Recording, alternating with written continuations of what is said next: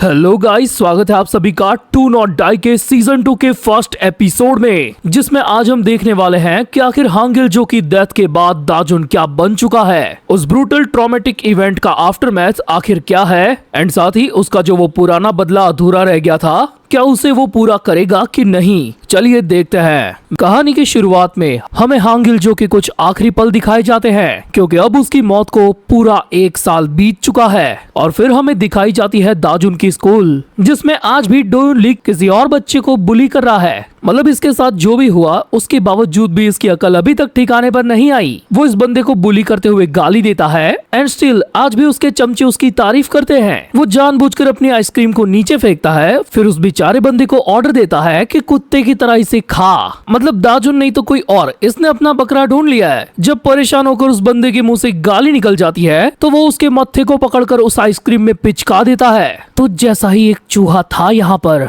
उसका नाम था दाजुन। वो इतना ज्यादा घटिया था कि उसका कोई दोस्त भी नहीं था, तो हम लोग उसके साथ पूरा दिन खेलते थे। लेकिन फिर उस साले ने मुझे मारने की कोशिश की। तो अब तू ही बता, आखिर मैंने उसके साथ क्या किया होगा। फिर मैंने उसे ही मरवा दिया। तो अपने दिमाग में ये फालतू के ख्यालात सोचना बंद कर दे और अपनी औकात में रह खजुए, अगर जिंदा रहना है तो। सो दाजुन के बाद अभी ये बंदा काफी ज्यादा सफर कर रहा है। इवन क्लास के अंदर भी उसके साथ डोयोन ली काफी घटिया और घिनौनी हरकतें करता है, बट फिर भी क्लास के अंदर ये सब वो झेल लेता है, क्योंकि क्लासरूम और स्कूल के बाहर इसके साथ जो होता है उसके मुकाबले ये चीज काफी बेहतर है। वो इतना ज्यादा ट्रॉमेटाइज है कि यही विश कर रहा है कि काश 10 सालों तक ये लेक्चर खत्म ही ना हो और मुझे बुली ना होना पड़े। लेकिन तभी रिसेस की बेल बज जाती है और डोयोन ली फटाक से आकर उसे टपली बजा देता है, एंड फिर वो उसे ले जाता है स्कूल की छत पे। हम देखते हैं कि शाम हो चुकी है और बादल भी छाने लगे हैं, और तभी स्कूल की तरफ एक खतरनाक बंदे के कदम पड़ते हैं। उसके हाथ में रहा रॉड और उसका हुलिया देखकर लोग उससे डर रहे थे, क्योंकि असलियत ये थी कि वो अकेला नहीं था, उसके साथ थी उसकी अपनी पूरी गैंग। और अपने दांत कसते हुए वो बंदा उस स्कूल के अंदर एंटर करता है। तभी हम देखते हैं कि छत पर डोयोन ली ने उस बेचारे बंदे के गोटे पकड़ लिए हैं, एंड देन ही रियलाइज कि उसका सामान एज कम्पेयर टू हिम काफी बड़ा है। वो बेचारा दर्द के मारे करा रहा था, लेकिन डोयोन ली के अंदर लुल्ली की आत्मा आ गई थी। वो कहता है, तू तो पेट्रोल ले बे, चल अपनी पैंट उतार, अगर मरना नहीं चाहता तो मेरी बात मान, वरना स्कूल के यार्ड के सामने तुझे नंगा कर दूंगा। ये चीज इस चश्मिश बंदे के बस के बाहर थी। वो एक बार को सोचता है कि क्या मैं इस बिल्डिंग से छलांग मार के कूद जाऊं, लेकिन उसके इस ख्यालों के बीच ही डोयोन ली उसको कई सारे तमाचे बजा देता है, उसे धक्का मारकर गिराता है और उसकी चप्पल निकालकर रूफ से नीचे फेंक देता है, जो डायरेक्टली जाकर गिरती है स्कूल के ग्राउंड में। आपको अगर याद ना हो तो बता दूं कि डोयोन ली ने ये सेम चीज दाजुन के साथ भी की थी। सो उसी तरह डोयोन अगेन इस बंदे को ऑर्डर देता है कि जा अब अपनी चप्पल जाकर लेकर आ। वो बंदा रोता हुआ बेचारा नीचे आता है, एंड उसके दिमाग में यही बातें चल रही है, मैंने सोचा था कि मैं ऊपर से गिर जाऊंगा जैसे मूवीज और कार्टून में होता है, लेकिन असलियत में मैं काफी ज्यादा डर गया। मेरे अंदर वो ताकत नहीं है कि मैं खुद को मार सकूं। अगर ये रियलिटी बिल्कुल एक मूवीज की तरह होती तो अब तक तो मुझे कोई बचाने के लिए आ गया होता। एंड तभी वो देखता है कि उसके सामने खड़ा था दाजुन, जो अपनी गैंग के साथ आया था। वो उस बंदे की चप्पल उठाकर उसे देते हुए ये पूछता है, क्या ये उस छत से उड़ते हुए आई है? बस इतना बोल के वो समझ गया था कि उसे कहां पर जाना है, एंड उसके साथ उसकी पूरी गैंग उसे फॉलो करते हुए पीछे पीछे चलने लगती है। वो लोग जब स्कूल की लॉबी से गुजरते हैं तो आसपास के क्लासरूम के अंदर हाहाकार मच जाता है। डर के मारे सभी स्टूडेंट्स उनको रास्ता भी दे देते हैं, इवन एक टीचर भी उनको देखकर डर जाता है। तभी एक पढ़ाकू बंदा कहता है कि शायद ये दाजुन है। अब हाँ, ये सुनकर कुछ स्टूडेंट्स उसे पहचान लेते हैं कि ये दाजुन तो है, लेकिन इस बार वो कोई अलग ही पर्सन बन के आया है। इधर छत पे डोयोन ली अपने चमचों के सामने डींगे मार रहा था। मेरी थोड़ी सी एज ज्यादा हो गई है शायद, इसीलिए वो थ्रो उतना दूर नहीं गया, पर आज का मजा यही समाप्त होता है, चलो चलते हैं। बट तभी वो देखता है कि उसके सामने दाजुन आ चुका था। उसको अपनी आंखों पर यकीन नहीं हो रहा था कि आखिर ये यहाँ पर कैसे। इधर स्कूल के स्टेयर्स पर कुछ पुलिस दाजुन को देखने के लिए जमा हो रहे थे। उनमें से एक ये जांगिया भाई भी था, लेकिन उन लोगों को भी दाजुन की गैंग के 3 हट्टे कट्टे बंदों ने रोके रखा था। वो गुस्से में उनके साथ पंगे लेने की कोशिश करता है कि सालो हट जाओ बीच में से, बट सून ही रियलाइज कि गलत भाई के हत्थे चढ़ गया हूँ मैं, क्या सच में इन बंदों को दाजुन लेकर आया है? उधर छत पे दाजुन अपने गैंग मेंबर्स के साथ डोयुन ली को घेर चुका था। डोयुन, मुझे पता है तूने मुझे मरवाने की कोशिश की थी।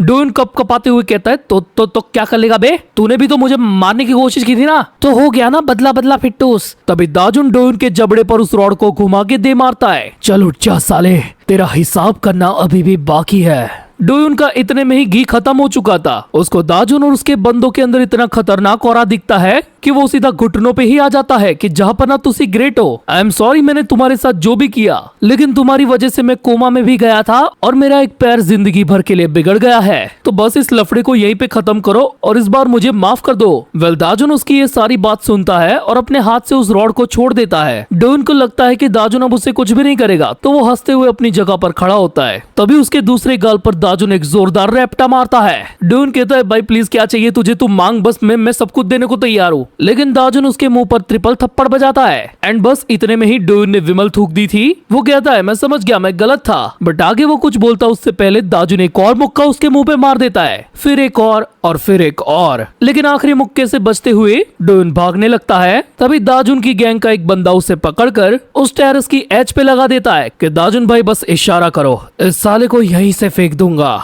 डोयुन रोते हुए गिड़गिड़ाने लगता है कि नहीं नहीं मैं मरना नहीं चाहता। उसको दाजुन की शक्ल में अपनी मौत दिख गई थी। उसकी इतनी ज्यादा फट जाती है कि वो वहीं पे एप्पी फिश मुद देता है। घिन आकर वो बंदा भी उसे वहीं पे पटक देता है। एंड ये पूरा नजारा स्कूल के बाकी स्टूडेंट्स के साथ जांग्या भाई भी देख रहा था। डोयुन रोते हुए एक ही बात रिपीट करने लगता है कि दाजुन भाई प्लीज मेरे को मत मारो, मैं मरना नहीं चाहता, सब की सब मेरी ही गलती है, जो भी हुआ माफ कर दो, मेरी वजह से हांगिलजो को मरना पड़ा। एंड ये सुनकर गुस्से में दाजुन उसके मुंह में अपना जूता दे देता है। तेरा गंदा मुंह बनकर ज्यादा गलतफहमी मत पाल, हांगिलजो मरा सिर्फ और सिर्फ हैंगवांग और युशोंगशिन की वजह से। मुझे तेरी परवाह जरा भी नहीं है। जब तूने हैंगवांग को मेरी सुपारी दी थी ना, तब भी नहीं थी। अगर अगली बार मुझे कहीं पर भी देखा ना, तो मैं तुझे अपने हाथों से मार दूंगा। बस ये धमकी देकर दाजुन वहाँ से अपने बंदों के साथ निकल लेता है। जांग्या भाई तुरंत ही डोयुन के पास आकर पूछते कि भाई तू ठीक तो है ना, लेकिन डोयुन यहाँ पर अगेन दूसरी बार मुद चुका था। अगले सीन में हमें रात को एक वेयरहाउस दिखाया जाता है जिसमें कुछ बंदे एक अंकल को लटका कर उनके साथ BDSM खेल रहे थे। अंकल कहते प्लीज मुझे जाने दो, मैं तुम्हारा सारा कर्जा चुका दूंगा, मेरी बेटियां घर पे मेरा इंतजार कर रही होगी। अरे अंकल, अगर तेरे पास पैसे नहीं है तो अपनी बेटियां ही दे देना। वेल ये बंदा है इल्टेकियो जो स्टिल अभी भी हैंगवांग के अंडर में काम कर रहा है, यानी कि 1 साल बाद भी हैंगवांग एक्टिव है। वो उस अंकल के ऊपर लाते बजाने लगता है ये कहते हुए कि बाप के नाम पे कलंक है तू। एंड अगले सीन में हम देखते हैं कि दाजुन इस सेम रात को कहीं पे जा रहा होता है। वो अपनी पिछली लाइफ के बारे में सोचता है कि कैसे उसे हर वक्त मरने के ही ख्याल आते थे, लेकिन जब वो हांगिलजो से मिला उसके बाद से उसी ने उसको जीना सिखाया। वो ही उसका दोस्त भी था, उसका टीचर भी और उसकी फैमिली भी। लेकिन अब वो उससे बहुत ही दूर जा चुका है, जहाँ वो चाहकर भी उससे नहीं मिल सकता।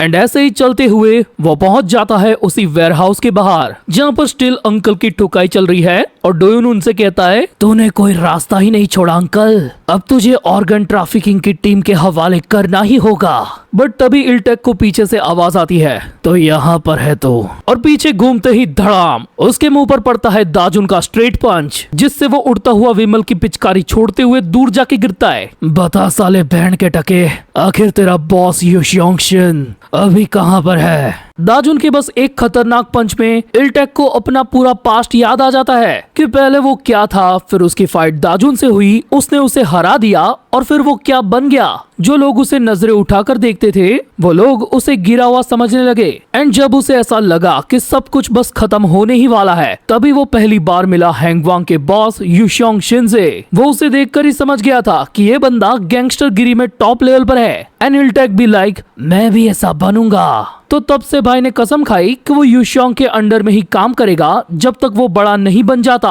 यानी कि उसने नए सिरे से बुरा बनने की शुरुआत की। सब कुछ बिल्कुल एकदम मस्त चल रहा था, लेकिन अगेन दाजुन ने बीच में ही आकर उसके एल लगा दिए। अभी उस वेयरहाउस के अंदर इल्टेक के जितने भी मुस्टंडे थे हैंगवांग वाले, वो सब अचानक से शॉक हो गए थे कि आखिर ये बंदा कौन है जिसने बस एक ही मुक्के में हमारे बॉस को उड़ा के फेंक दिया। अबे साले, हम लोग हैंगवांग से है, तुझे पता है हमसे पंगा लेने का मतलब? बच्चे अपनी औकात में रह, आज मेरा मूड नहीं है, तो निकल ले यहाँ से। दाजुन के इतना वार्न करने के बावजूद भी 2-3 बंदे डंडा और रॉड लेकर उस पर टूट पड़ते हैं। एंड भाई दाजुन की स्पीड देखो, वो कितना इजीली इनको सरपास कर रहा है। जब एक बंदा उसके पीछे से डंडा मारने आता है तो वो पलक झपकते ही उसे इतना खतरनाक पंच मारता है कि उस बंदे का डंडा तक टूट जाता है। फिर वो मिट्टी उठाकर दूसरे बंदे की आंखों में डालता है और उसे भी एक पंच में डाउन कर देता है। एंड अगेन पीछे से आने वाले उस बंदे पर उस टूटे हुए डंडे का टुकड़ा लात मार के सीधा उसके सर पे बजा देता है। दाजुन की स्पीड इतनी ज्यादा खतरनाक होती है कि भाई ने बस कुछ ही सेकंड्स के अंदर एक साथ 3 बंदों के मुक्के बजा दिए थे। उधर नीचे पड़ा हुआ इल्टेक दाजुन को याद करते हुए अपने दांत कस रहा था। उसे वही सारे पल बार बार याद आ रहे थे कि कैसे दाजुन ने उसकी बजाई थी।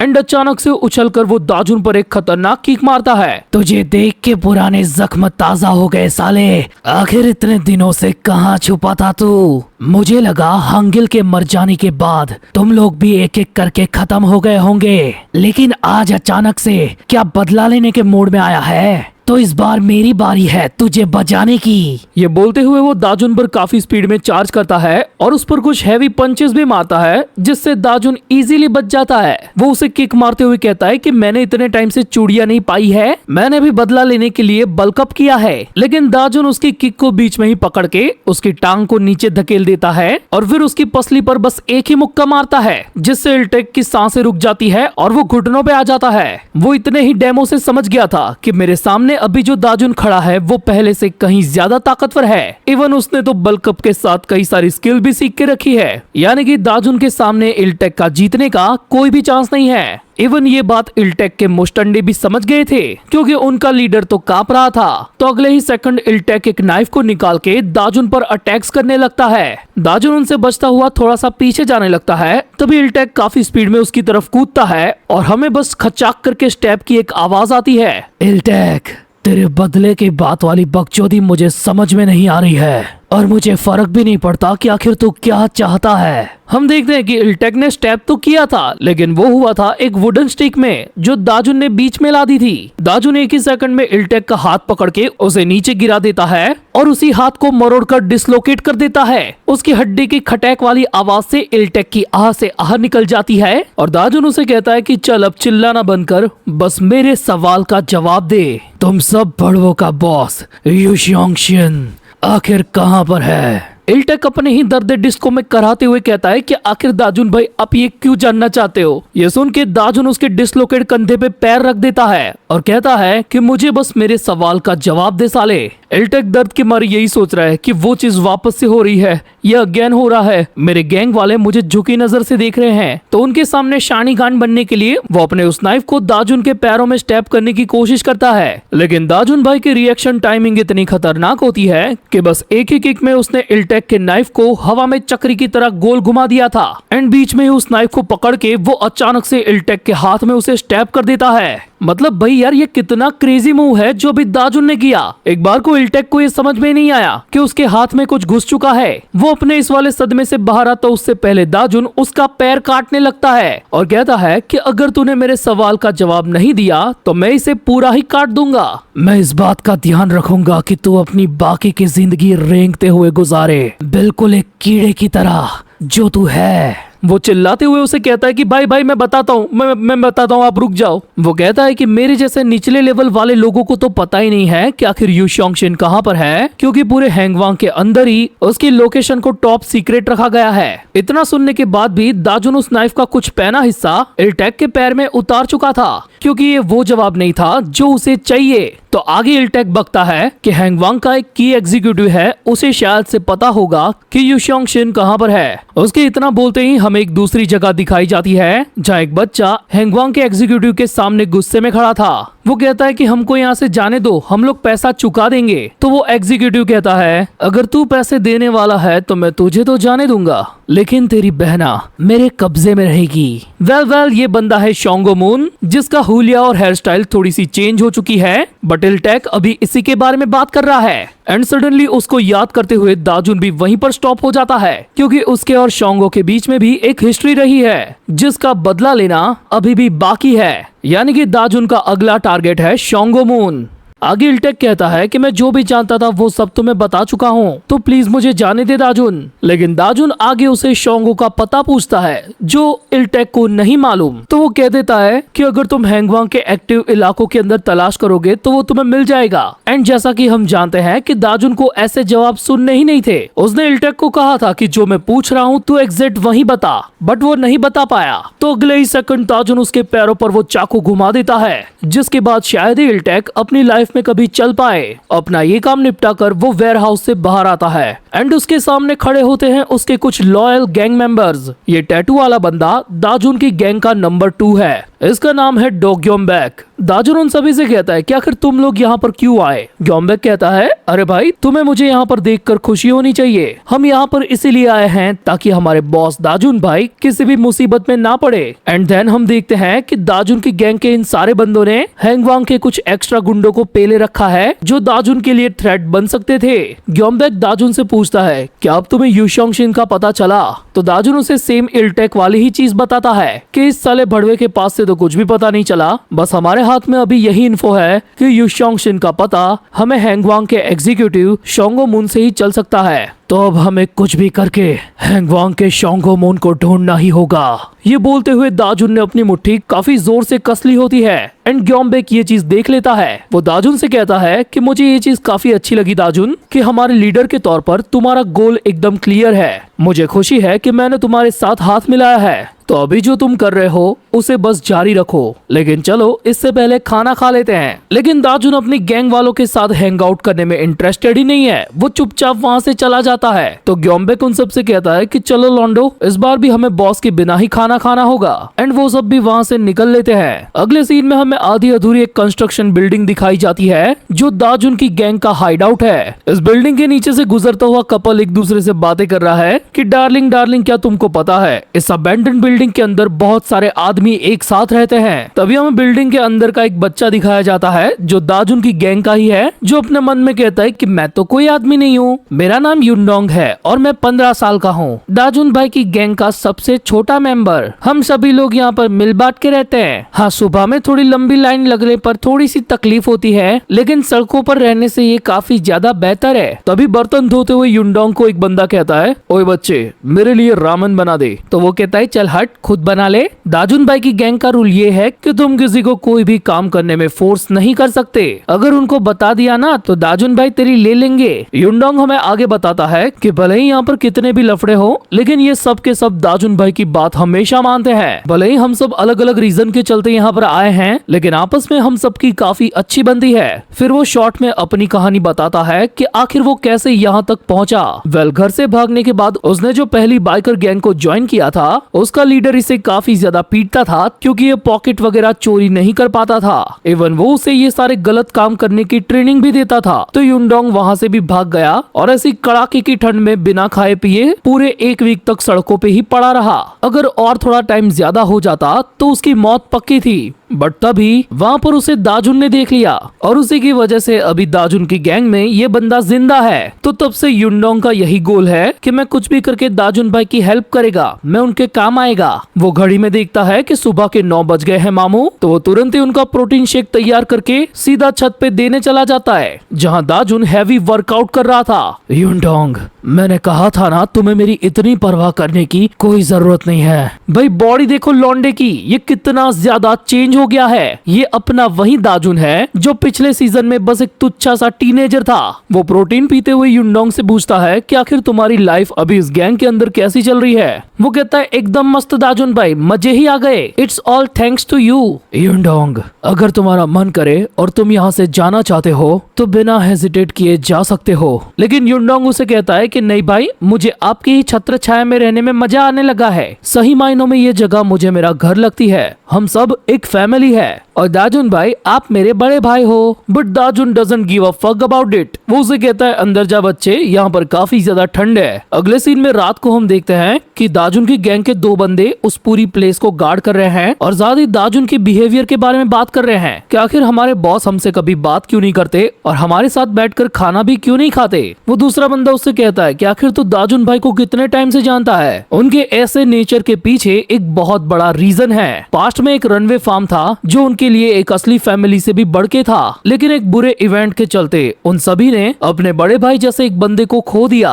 हम देखते हैं कि दाजुन अभी बिल्डिंग के अंदर अपनी उसी फैमिली फोटो को देख रहा है और उसके ऐसे नेचर के पीछे रीजन यही है कि वो किसी और से इतना अटैच होना नहीं चाहता। तभी अचानक से एक बंदा भागता हुआ दाजुन के रूम में आता है और उसे कहता है, दाजुन भाई इमरजेंसी, अपना युनडोंग अचानक से लापता है। हम देखते हैं युनडोंग गायब नहीं हुआ, बल्कि रात में वो अपने ही सोलो मिशन पर निकला है ताकि वो हैंगवांग वालों को ढूंढ सके और दाजुन की हेल्प कर सके। उसने ग्योम्बेक और दाजुन की पूरी कन्वर्सेशन सुन ली थी कि युशोंग शिन तक पहुंचने के लिए उनको शोंगो मून को ढूंढना होगा और युनडोंग को अभी खुद पर पूरा यकीन है कि वो कोई ना कोई क्लू तो ढूंढ ही लेगा जिससे दाजुन भाई की हेल्प हो। लेकिन अचानक से कुछ लोगों को उस खोपचे में देखकर वो डर जाता है, क्योंकि वो लोग हैंगवांग के नहीं बल्कि उसी सेम बाइकर गैंग के लोग थे जो युनडोंग से गलत काम करवा कर उसकी पिटाई किया करते थे। एंड सडनली वहाँ पर उनका लीडर भी एंटर करता है और वो युनडोंग को ताका झाकी करते हुए देख लेता है कि आयला, ये तो वही छोकरा है जो भगलिया था। एंड अगेन वो उसकी कुटाई करना शुरू कर देता है। इस बाइकर गैंग के लीडर का नाम है जेहो कैंग। एंड उसकी कुटाई के बावजूद भी युनडोंग बिना डरे उससे कहता है कि मैंने एक रनवे फार्म को ज्वाइन कर लिया है और मैं कभी वापस नहीं आऊंगा। अच्छा ऐसा है छोकरे, तो आखिर तेरे जैसे नाकारा निकम्मे नामुराद को रखता कौन है बे? वो उसको गिव एंड टेक का रूल बताता है और कहता है कि आखिर एक गैंग के अंदर तेरी जरूरत की हुई होगी या फिर शायद रात को सोते हुए वो लोग तेरे मजे लेते होंगे। तो युनडोंग चिल्ला के कहता है, चुप कर साले कमीने। ओहो, तो छोकरा बगावत पर उतर आया है। आ तुझे दिखाता हूँ इसका हश्र क्या होता है। वो बाइक के स्पीड में घूमते हुए व्हील के अंदर युनडोंग का चेहरा देने वाला था। एंड इस मोमेंट पर युनडोंग अपने आप से ये कन्फेस करता है कि वो सच में दाजुन की कोई हेल्प करना नहीं चाहता, बस उसकी गैंग में रहकर सरवाइव करना चाहता है। आखिर दाजुन भाई को मुझ जैसे लुल्ली बच्चे की क्या ही जरूरत होगी, सच में मैं एक नामुराद नाकारा हूँ। तभी हम देखते हैं उसके पास्ट का सीन, जब दाजुन उसे रेस्क्यू कर रहा था तब वो कहता है कि मैंने कई दिनों से कुछ भी नहीं खाया, इसीलिए मेरी बॉडी मूव नहीं कर रही है, लेकिन आखिर अनजान होने के बावजूद आप मेरी हेल्प क्यों कर रहे हो? तब दाजुन ने बस उसे यही कहा था कि तुझे देखकर लगता है कि तुम्हें मेरी मदद की जरूरत है, इसीलिए। एंड सडनली प्रेजेंट में हमें दाजुन की आवाज आती है, अपना हाथ उस बच्चे पर से हटा साले, वरना तुझे यहीं पे मार दूंगा। वो पलक झपकते ही जेहो कैंग की गुद्दी पकड़ के उसे वहीं पे पछाड़ देता है। बस इस एक ही खतरनाक मूव से वहाँ पर खड़े सबकी फट जाती है कि आखिर साला ये बंदा कौन है। दाजुन युनडोंग को कहता है, बस मेरे पीछे रहना, बहुत जल्दी ये खत्म होगा। ये वही बाइकर गैंग है ना जो तुझे पीटा करते थे, तो अभी मैं इन सबको एक साथ पीटूंगा। दाजुन उन सबके सामने अकेला खड़ा था। बाइकर गैंग वालों को सच में ऐसा लगता है कि वो कुछ नहीं कर पाएगा। फिर हमें उनका सेकंड नंबर का बंदा दिखाया जाता है जिसका नाम है वॉन्योन पार्क। वो युनडोंग को धमकी देता है कि तेरे इस डिसीजन पर तुझे रिग्रेट होगा बाद में। तभी उनमें से एक बंदा काफी स्पीड में दाजुन पर अटैक करने आता है और उसके सारे पंचेस से दाजुन इजीली बचता है और एक किक मार के उसे साइड कर देता है। तभी दूसरा वाला बंदा ब्रिक से सीधा दाजुन पर अटैक करने आता है, तो दाजुन भाई उसकी ही ब्रिक छीनकर सीधा उस पर ही बजा देते हैं और फिर उसी ब्रिक को फेंक कर मारते हैं उस पहले वाले बंदे पर। ये खतरनाक स्किल्स देखकर वॉन्यो पार्क इम्प्रेस हो जाता है। वो दाजुन पर अटैक करते हुए उसे कहता है कि ये मुझे भी सिखा बिड़ू। बट सडनली हम देखते हैं कि दाजुन उसके पंचेस को ब्लॉक कर रहा था। इसको लगता है वो उससे डर गया, पर तभी दाजुन एक खतरनाक काप किक मारकर उसके पैर को ही तोड़ देता है। उठ जा साले, अब बैठा क्यों है, तुझे अभी बहुत सिखाना बाकी है। उस वॉन्यो पार्क की इतने में ही फट गई थी क्योंकि दाजुन अपने पैर से उसके मुंह को कुचलने वाला था। तभी जेहो कैंग युनडोंग की आंखों पर अपना चाकू लगा देता है और दाजुन को ब्लैकमेल करता है और उसे बचाने के लिए दाजुन को अपनी जगह पर रुकना पड़ता है। हम देखते हैं दाजुन के पीछे से वॉन्यो भी वापस से खड़ा होने लगता है अपने टूटे पैर के साथ। तब जेहो कैंग उसे ऑर्डर देता है कि जल्दी से इस बंदे को निपटा दे एंड वो दाजुन की तरफ काफी स्पीड में अटैक करने के लिए आगे बढ़ता है। जेहो कैंग चिल्ला के युनडोंग को कहता है, देख छोकरे, तेरी यही औकात है और तू नामुराद और निकम्मा है। तभी अचानक से उसके मुंह पर एक खतरनाक लात पड़ती है जो ग्योम्बेक ने मारी थी और इसके इम्पैक्ट से जेहो कैंग वहीं बेहोश हो जाता है। मतलब दाजुन भाई की गैंग उनको रेस्क्यू करने वहाँ पर आ चुकी थी। उन सभी ने मिलकर बाइकर क्रू का कुत्ता बना दिया था। ग्योम्बेक दाजुन से कहता है, भाई बाकी सब हम पे छोड़ दो, आप जो निपटाने आए थे उन्हें निपटाओ पहले। एंड अगले ही सेकंड दाजुन लिटरली एक पंच में वॉन्यो पार्क का एक हाथ भी तोड़ देता है। वो समझ जाता है कि फॉर्म में मैं गलत भाई के हत्थे चढ़ गया हूँ, लेकिन उसे ये फीलिंग दूसरी बार आ रही थी। तभी हम देखते हैं कि दाजुन हांगिल के फॉर्म को कॉपी करता हुआ उसके थोबड़े पर एक खतरनाक पंच मारता है। And next moment bro rest in pussy. Well यहाँ पर एक डिटेल है कि ये वॉन्यो पार्क को ये फीलिंग दूसरी बार इसीलिए आ रही थी क्योंकि ये पहले भी किसी गैंग वॉर के दौरान हांगिल के हाथों से पिटा था। दाजुन की गैंग वाले बंदे कहते हैं, ग्योम भाई हमने बाकी सबको निपटा दिया, अब आगे क्या? दाजुन उन सभी को थैंक्स कहता है और फिर वो सभी वहाँ से जाने लगते हैं। युनडोंग रोते हुए दाजुन भाई को सॉरी कहता है कि मैं तो आपकी हेल्प करना चाहता था लेकिन मुझे नहीं पता था कि ये सब हो जाएगा। उसे लगता है कि वो सच में एक डेड वेट है, यानी कि नामुराद निकम्मा। बट दाजुन उसे कहता है कि नहीं, तू वैसा बिल्कुल भी नहीं है, तू मेरी फैमिली का हिस्सा है। अब रोना बंद करो और चलो घर। वेल यहाँ से जाते हुए दाजुन अपने मन में यही सोच रहा था, मैं पहले ही 2 बार अपनी फैमिली को खो चुका हूँ। पहली जो असली थी लेकिन उन्होंने मुझे नहीं अपनाया, लेकिन फिर सड़कों पर जो लोग मुझे मिले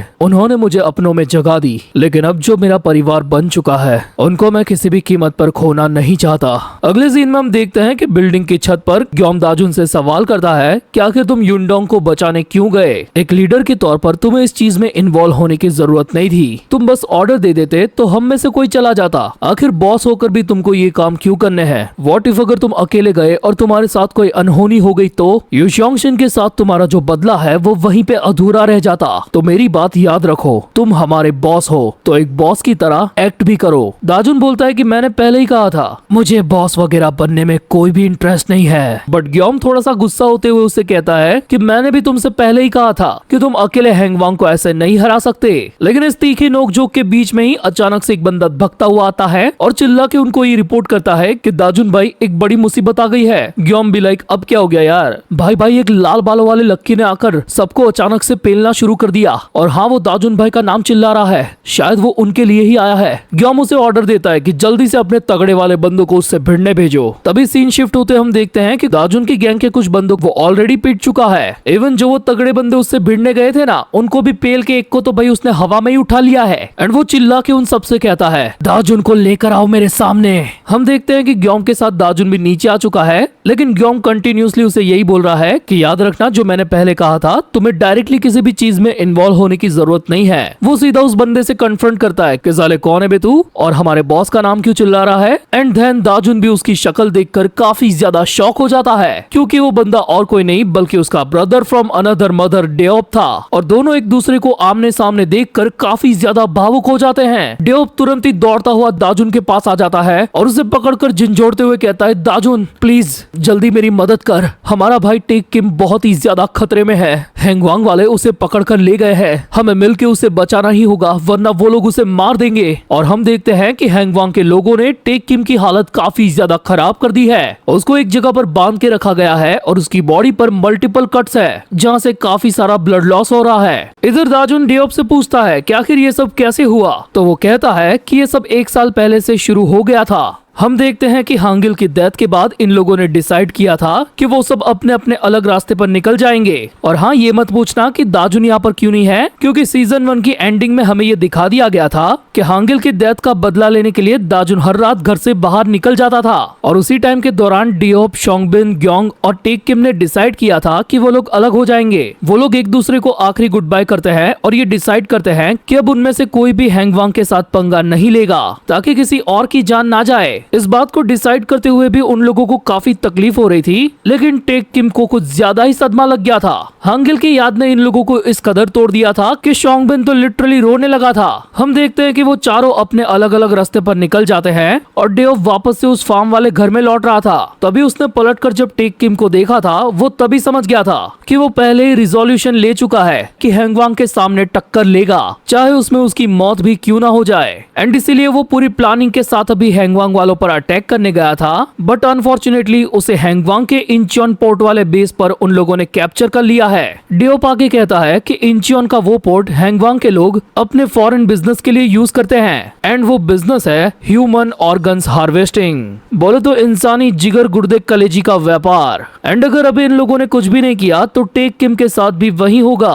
आज ठीक मिडनाइट को वो ऑर्गन ट्रैफिकर्स उस पोर्ट को छोड़ने वाले हैं, यानी कि वो टेक को भी मार देंगे। मैं जानता हूँ हम सब अलग हो चुके हैं, लेकिन हम उसको बचा तो सकते हैं ना, क्योंकि वो भी हमारी फैमिली का हिस्सा है। डेओप की सारी बात सुनकर दाजुन कोई गहरी सोच में डूब गया था। एंड ये सारी बात दाजुन के पीछे खड़े युनडोंग ने भी सुन ली थी। वो कहता है अगर वो फैमिली है तो हम सब उन्हें बचाने जाना चाहिए। ये सुन के दाजुन की गैंग वाले बंदे भी फॉर्म में आ जाते हैं कि भाई का प्रॉब्लम यानी कि अपना प्रॉब्लम, तो हम भी आएंगे। दाजुन उन लोगों को थैंक्स कहता है, साथ ही ये भी पूछता है कि क्या सच में वो लोग ये सारा खतरा मोड़ लेंगे। लेकिन ग्योमबेक कहता है कि यही तो सबसे बड़ी गलती है। जरा ध्यान से सोचो, हैंगवांग अब वो ऑर्गेनाइजेशन नहीं रहा जो घर से भागे हुए टीनेज बच्चों वाला था। वो पिछले 1 साल के अंदर ड्रामेटिकली काफी ज्यादा ग्रो हुए हैं और ऊपर से उन लोगों ने अपने अंदर कई सारी छोटी मोटी ऑर्गेनाइजेशंस को समेट लिया है। हमें अभी शियोल का मैप दिखाया जाता है जिसमें हान रिवर की तरफ से हैंगवांग काफी स्पीड में फैल रहा था। उन लोगों ने गैंगशो, युंगचियोन ऐसे बड़े इलाकों पर भी कब्जा कर लिया था। एंड हाँ, इस मैप के अंदर हम गैंगबक, गैंगडोंग और गैंगनम जैसे वेल नोन इलाके भी देख सकते हैं। ग्योमबेक आगे कहता है कि जिस हैंगवांग को हम बस एक ऑर्गेनाइजेशन समझते थे ना,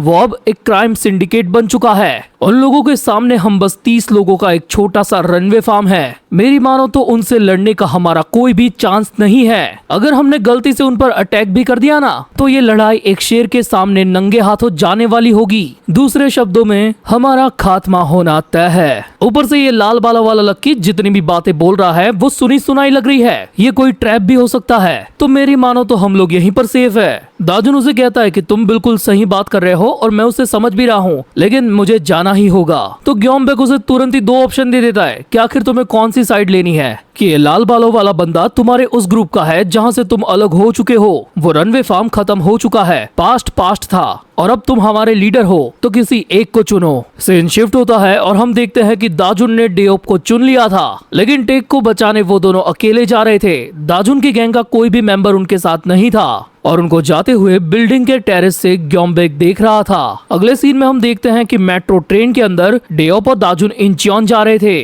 डेओप उसे कहता है कि तुम्हें देखकर काफी अच्छा लगा भाई, मुझे लगा था कि शायद मैं तुमसे कभी नहीं मिल पाऊंगा, लेकिन सच कहूँ तो इतने टाइम के बाद जब तुम मेरे सामने आए तो मैं तुमको तुरंत नहीं पहचान पाया था। हम सब जब साथ में थे तब तुम बस एक बच्चे थे, पर अभी तुम काफी ज्यादा ग्रोन हो चुके हो और ऊपर से तुम्हारा रनवे फार्म वाला एक गैंग भी है। सच कहूँ तो हमारे पुराने फार्म वाले ये जानेंगे ना तो दंग रह जाएंगे। लेकिन आखिर ये सब तुम्हारे साथ हुआ कैसे? तुम ऐसे क्यों बन गए? जब से मैंने हांगिलजो का फार्म छोड़ा था तब से सड़कों पर भटकते हुए रातों की नींद उड़ गई थी। मुझे बस उन लोगों से बदला लेना था जिन लोगों ने हर बार मुझे ट्रॉमा दिया। मैं अपने इसी ख्याल के साथ आगे बढ़ा, लेकिन जब हांगिल भाई की डेथ हो गई उसके बाद से मैंने अपने बदले को भुला दिया, क्योंकि अब से मेरा नया टारगेट हांगिल भाई का बदला है। मैं युशियोंगशिन को खत्म करना चाहता हूँ, मेरे लिए नहीं, सिर्फ और सिर्फ हांगिल भाई के लिए। और पिछले 1 साल से लगातार मैं इसी में लगा पड़ा हूँ। मैं तब से फाइट के लिए तैयार था और आज भी तड़प रहा हूँ, पर मुझे ये भी पता है मेरे पास वो बदला लेने की ताकत आज भी नहीं है। मैं रोजाना काफी ज्यादा ट्रेनिंग करना शुरू कर दिया। उसके बाद कॉन्स्टेंटली मैंने कई सारी फाइट्स की और तब से मैंने अपने बारे में ये कभी नहीं सोचा कि क्या मेरे सामने वाला अपोनेंट ताकतवर है या कमजोर, वो लोग मुझसे ज्यादा है या फिर बहुत ही ज्यादा। मैंने लगातार हर दिन लड़ाई की और तब से लेकर आज तक एक भी दिन नहीं चूका। डेओप, मैं हांगिल भाई का बदला लूंगा। तो डेओप उसे पूछता है, क्या दाजुन तुमने इसीलिए ये रनवे फार्म बनाया? तो दाजुन कहता है, नहीं, मैंने कोई फार्म वगैरह नहीं बनाया, मैंने स्ट्रीट पर बस कुछ बच्चों को बचाया। फिर वो लोग मुझे फॉलो करने लगे, मैं आगे चलता रहा, लोग जुड़ने लगे और काफिला बनता रहा। हम देखते हैं कि पास्ट में ऐसे ही ग्योमबेक सामने से दाजुन से लड़ने आया था और उससे पूछ रहा था कि क्या तू वही लौंडा है जो युशियोंगशिन को मारेगा। अगले सीन में हम देखते हैं इंचियोन के पोर्ट को, जहाँ टेक किम को कोई टॉर्चर कर रहा था। तो हांगिलजो के फार्म वाला लौंडा है ना? आखिर तेरी ये हालत किसने कर दी? एंड तब ये रिवील होता है कि वो टॉर्चर करने वाला बंदा और कोई नहीं बल्कि शोंगो है, जिसने अपनी हेयर स्टाइल थोड़ी सी चेंज कर ली है। टेक किम उसे गुस्से से गुर्रा के बोल रहा था कि मार दूंगा तुझे, लेकिन शोंगो उसके घाव पर पैर रगड़ते हुए कहता है, अरे अरे मैं नहीं, आज मरने का मुहूर्त तेरा है। ओए, एक खास बात बताऊं, अपुन ने ही तेरी किडनैपिंग की खबर फैलाई है, पता नहीं क्यों आजकल मुझे मछली पकड़ने वाली वीडियोस काफी ज्यादा पसंद आ रही है। हो सकता है मेरे शिकार यानी कि तेरे अपनों को तेरी थोड़ी सी बू आ जाए और वो तुझे बचाने आए। एंड शोंगो वाज कम्प्लीटली राइट, क्योंकि डियो पर दाजुन इंचॉन पोर्ट तक पहुंच चुके थे। वो दोनों काफी स्पीड में हैंगवांग के गार्ड्स को निपटा भी देते हैं। एंड डियो पोर्ट का नजारा देखकर समझ जाता है कि टेक किम कौन से गोडाउन में होगा। वो दोनों अपने पंचेस को कसते हैं और तैयार होते हैं इस पूरे पोर्ट के सारे गोडाउन्स की माँ बहन एक करने के लिए। अगले एपिसोड में हम एक खतरनाक गैंग वॉर को विटनेस करने वाले हैं, जिसमें हमें हैंगवांग की असली ताकत पता चलेगी और साथ ही हम देखेंगे कि अपने नए दुश्मनों को हराने के लिए दाजुन कौन से हैवी डिसीजंस और स्टेप्स लेगा।